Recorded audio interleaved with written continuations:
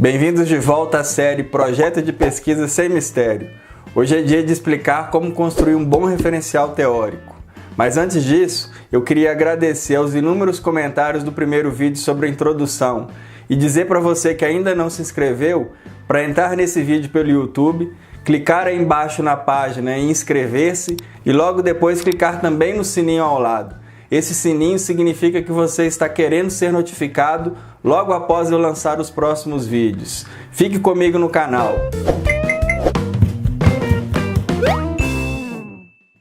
E hoje é dia de falar do segundo item do projeto de pesquisa, que é o referencial teórico. Na aula passada a gente viu sobre a introdução. Se você não assistiu ao vídeo, clique no link que está aparecendo aí na tela agora, vai lá, assista o da introdução e volte para assistir esse de referencial teórico. Uma coisa linkada com a outra é importante que você veja na sequência. Eu vou começar hoje mostrando para vocês toda a estrutura de um projeto de pesquisa. Então nós já falamos da introdução. Hoje a gente vai falar do referencial teórico. Eu ainda vou falar sobre a proposta metodológica e sobre esses outros elementos que um projeto de pesquisa deve ter. Cronograma, orçamento, capa, folha de rosto, sumário. Além disso, eu vou falar para você sobre busca de material científico na internet e falar também sobre a escrita técnico-científica que você deve aplicar na construção do projeto. Então, ao todo, serão mais ou menos 7 a 8 vídeos. Primeira coisa sobre o referencial teórico que é importante ressaltar é que, dependendo do tipo de projeto de pesquisa que você está preenchendo, essa informação vai aparecer em lugar diferente. O que eu estou dizendo aqui é o mais comum. Um projeto de pesquisa que tem um item chamado introdução e que tem um item chamado referencial teórico. Só que tem muitos programas de mestrado e de doutorado pelo país que hoje fazem a indicação de que o referencial teórico venha junto na introdução. Nesse caso, a gente somaria a introdução e o referencial teórico num lugar só. Ficaria uma introdução, o 2 já seria a proposta metodológica. Eu vou explicar mais ou menos a diferença para vocês. Bom, eu estou trazendo aqui na tela o esquema que eu utilizei para demonstrar os 5 elementos essenciais de uma introdução, para a gente conseguir fazer a diferenciação entre contextualização e problematização com o novo item agora que é o referencial teórico. A contextualização e a problematização na introdução vai te ajudar a apresentar o seu objeto de pesquisa, tirando a sua explicação lá daquela grande área que eu falei no vídeo sobre introdução e ir afunilando até o seu objeto de pesquisa. São elementos que eu trago para cá que vão ajudar o seu avaliador a entender o que é esse seu objeto. Já no referencial teórico, eu tenho o aprofundamento de todos os temas que são fundamentais que o seu leitor do projeto entenda da sua pesquisa.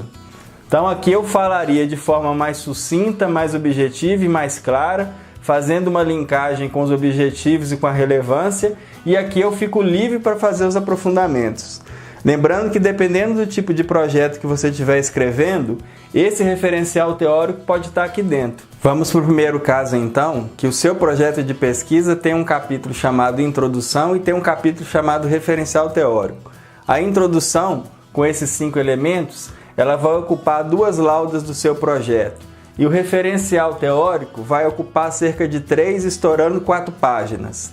Se não for esse o caso, se você precisar descrever o seu referencial teórico dentro da introdução, esses elementos vão ser descritos entre a contextualização e a problematização, e aí a sua introdução vai passar a ter cerca de 5 a 6 páginas no máximo. Mas mesmo se você tiver que escrever o seu referencial teórico dentro da sua introdução, é importante que você não perca a concepção de que a contextualização e a problematização, mesmo ampliada, vai ser muito importante para explicar suas questões norteadoras, os seus objetivos e a relevância do seu projeto de pesquisa. Se não existir uma exigência que você faça o seu referencial teórico dentro da introdução, eu faço a sugestão que você utilize o esquema escrevendo introdução separado de referencial teórico. Fica mais fácil de você entender o que colocar em cada uma das coisas. Aqui em contextualização e problematização, eu vou dar pinceladas de uma forma mais objetiva, falando de um determinado tema. E aqui no referencial teórico eu posso inclusive falar desses mesmos assuntos, só que de uma forma aprofundada. Voltando ao exemplo do cuidados paliativos, eu tinha dito que na minha introdução a contextualização falando de cuidados paliativos poderia abordar, por exemplo, aspectos históricos do cuidados paliativos, as questões legais do cuidado paliativo, a parte conceitual do que é o cuidado paliativo, elementos de epidemiologia sobre cuidados paliativos. Aqui na introdução isso tudo apareceria de uma forma sucinta para fazer a transição para a problematização, onde eu explicaria que o meu problema de pesquisa é o cuidador domiciliar em alguém que está em cuidados paliativos. No referencial teórico, eu lançaria a mão de cada uma dessas ideias que eu trabalhei na introdução, de forma rápida, mas agora fazendo um aprofundamento. Um exemplo, se aqui eu falei da parte histórica do cuidados paliativos, mais como uma linkagem para dar sequência à introdução, aqui eu vou fazer o aprofundamento dessa parte histórica, buscando informações que façam o meu leitor entender que o cuidado paliativo não é algo que apareceu hoje. Politicamente pode até ser no Brasil, mas do ponto de vista de assistência à saúde isso tem muitos séculos. Um outro exemplo é a respeito da parte conceitual de cuidados paliativos. Se aqui na introdução eu usei na contextualização um conceito principal sobre cuidados paliativos, assumindo a premissa de que é esse que eu vou seguir, aqui no referencial teórico eu posso falar inclusive de correntes que são dissonantes. Não existe um conceito único sobre cuidados paliativos. A gente tem linhas de abordagem sobre esse tema que são diferentes. Então aqui na introdução eu falo de forma mais sucinta desse conceito e no referencial teórico eu renderia inclusive discussões entre autores para demonstrar para o meu leitor o meu nível de conhecimento a respeito do tema. Uma outra questão é onde buscar informação para escrever o meu referencial teórico. Eu estou dando exemplo de 4 fontes e vou dizer para vocês quando lançar a mão de cada uma delas. Se você está tendo dificuldade com o seu projeto de pesquisa nessa parte, faça o seu comentário aí no vídeo que eu vou te ajudar a chegar à informação que você precisa. Estou aqui para te ajudar. Bom, a primeira delas é em relação aos livros. Nessa sociedade da informação, os livros têm sido cada vez mais deixados de lado, mas eles também são importantes quando você vai buscar algum conceito específico, quando você vai tratar de elementos de história ou com elementos de teorias que já são descritas e consagradas.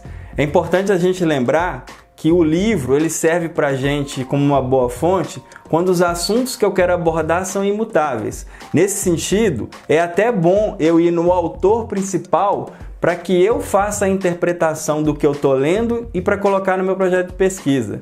Porque se você for fazer a leitura indireta de um livro pelo comentário de um outro autor, você na verdade está replicando o que o outro autor entendeu daquela discussão e não o que você mesmo construiria se você lesse o livro. Então sempre busquem vocês mesmos a fonte principal quando se trata de livro. Um outro item em relação aos sites oficiais, por exemplo como o DataSUS. Eu sempre vou utilizar a mão desse recurso quando eu preciso de explicar algo que vai passar por políticas públicas ou que vai passar por dados epidemiológicos. Para isso é muito importante que eu utilize, inclusive, o dado sempre mais moderno, sempre mais atual. Lembrando que às vezes no DataSUS, os dados sobre um determinado agravo, por exemplo, eles são do ano anterior ou de 2 anos atrás. Pegue sempre o que for mais atualizado lá na sua busca.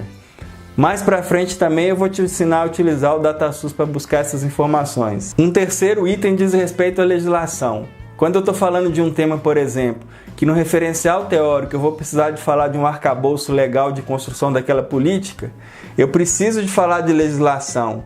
E aí tem um macete e um cuidado que eu passo para vocês. Em geral, quando você pega uma lei na internet, é importante que você traga a última versão, porque as leis são atualizadas em tempo real e se você não tomar cuidado, você pode trabalhar com uma coisa muito antiga. Vou dar o exemplo da nossa Lei Orgânica da Saúde, a Lei 8080. Se você pegar um documento da Lei 8080 lá da década de 90, ela é muito diferente da atualizada nos últimos 2 anos. Então é importante que você digite lá o que você quer, por exemplo, Lei 8080 lá no seu site de busca e logo depois digite o último ano, digite 2017, 2016, porque aí você já vai pegar com as atualizações. E na hora que você começar a ler, você vai ver lá o que está riscado e os adendos e as modificações e lá vai indicar em quando foi feito isso para você saber se está pegando a versão mais atual de uma legislação, por exemplo. E um último item, tão importante quanto os outros, para não falar mais importante, são os artigos. A produção científica ela é enorme, então é fundamental que você trabalhe com os artigos publicados nos últimos 3 anos.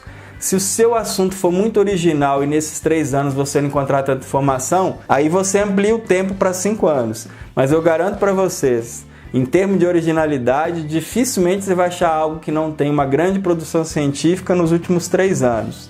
E aí é importante vocês pensarem que quanto mais atual for o seu projeto de pesquisa, mais poder de convencimento você tem, tanto dos seus avaliadores ou para galgar um bom orientador para o seu projeto. Lembrando que todas essas dicas que eu estou dando nessa série de projeto de pesquisa servem para você que está fazendo TCC da graduação, TCC da pós-graduação, para você que está tentando mestrado ou doutorado ou já está no mestrado e no doutorado nessa fase de construção de projeto de pesquisa. O que vai diferenciar é a quantidade de informação e o grau de especificação que você vai ter que utilizar dependendo do título acadêmico que você está buscando. Então é lógico que no mestrado você vai ter muito mais exigência do que no TCC de graduação e de pós-graduação, mas o doutorado também vai ser maior do que no de mestrado. Mas os elementos essenciais são esses que eu estou passando. O que eu faço a sugestão é que você sempre tente trabalhar da melhor maneira possível, porque isso vai te abrir portas de alguma forma. Se você está no TCC da graduação e já trabalha com um grau de exigência grande como eu estou passando, vai ser muito mais fácil para depois você tentar entrar no mestrado, por exemplo. E aí eu estou trazendo mais 2 dicas que você tem que ficar atento. Primeiro é o uso da literatura internacional. É inevitável que você tenha que fazer leitura ou em inglês ou em espanhol. E aí vem a primeira dúvida, mas eu não domino essa língua, eu não consigo fazer leitura em inglês nem em espanhol. O que eu vou fazer? Dependendo do nível de projeto de pesquisa que você está construindo, você não vai ter como fugir disso. Mas não se desespere se você não consegue dominar o inglês ou o espanhol. É muito simples. Você acha a informação, e eu vou trabalhar especificamente em um vídeo sobre essa busca da informação. Depois que você encontrar, por exemplo, o artigo que você quer que está lá em inglês, você vai fazer a transcrição dele para um tradutor, pode ser até o Google Tradutor, por exemplo, e ele vai te dar uma condição de leitura perfeita. Um termo ou outro que você vai ter dificuldade, aí você vai numa boa gramática em inglês e faz a tradução lá. Mas isso não vai te impedir de ler informações importantes em outra língua, principalmente no inglês, mas também no espanhol. E a outra coisa é em relação ao cuidado com plágio. A literatura na internet ela vai se replicando e muitas vezes sem o cuidado de respeitar o leitor original. E isso é fundamental. Isso é algo que eu sempre trabalho com os meus alunos e que eu não deixo passar. Plágio é crime, então é importante que você saiba como escrever. Às vezes você incorre nesse erro por não entender da escrita técnica. Eu também vou fazer um vídeo sobre escrita técnica, mas já posso adiantar. A melhor forma de você ler alguma coisa para colocar no seu referencial teórico é a seguinte. Pega um artigo, por exemplo, para ler. Leia aquele artigo, deixe ele de lado na sua mesa e comece a escrever sobre o que você entendeu daquele artigo. Isso é uma forma de escrever que a gente chama de citação indireta. No final daquele parágrafo que você construiu com a ideia de um outro autor, você vai colocar a referência entre parênteses de quem foi esse autor e o ano que ele publicou aquela obra. Isso é diferente de você pegar grande parte do texto, se não falar ele inteiro, ou de uma criação de um outro autor, e colocar no seu texto como se fosse obra sua. Isso não é legal e você tem que tomar esse cuidado. Se for essencial que você traga uma transcrição direta do texto do outro autor, é importante que você faça então uma citação direta, que é aquela que no texto aparece mais ou menos com aquele recuo de 4 centímetros da margem esquerda e que está em letra menor e dependendo está até em aspas, para evidenciar que aquele texto você pegou na íntegra de outro autor. Então fique muito atento para evitar que você incorra em plágio e fique muito atento também em utilizar a literatura internacional, porque isso vai fortalecer o seu referencial teórico e, consequentemente, seu projeto de pesquisa. E agora chegou a hora da nossa interação. Eu tenho certeza que você está tendo dificuldade em construir o seu projeto de pesquisa. Se você está se dedicando a ele, com certeza um tanto de dúvida está surgindo. Aproveite esse vídeo, entre aí nos comentários e diga qual é o seu problema, especificamente da introdução que nós já falamos ou agora do referencial teórico. Eu vou ter um enorme prazer de dividir a minha experiência com vocês e ajudar a encontrar a resposta que você tanto procura. Uma outra coisa que eu vou pedir a vocês é que dê um like aí e curta o vídeo. Isso é importante para o meu canal. E lembrando que na próxima aula, semana que vem, eu vou falar sobre a proposta metodológica do seu projeto de pesquisa, que é um lugar também que muita gente agarra porque não consegue associar o objeto de pesquisa que ele está procurando com o método para chegar até ele. E isso também pode ser muito descomplicado. Aqui, projeto de pesquisa é sem mistério. Então aguarde o próximo vídeo e até a próxima quinta.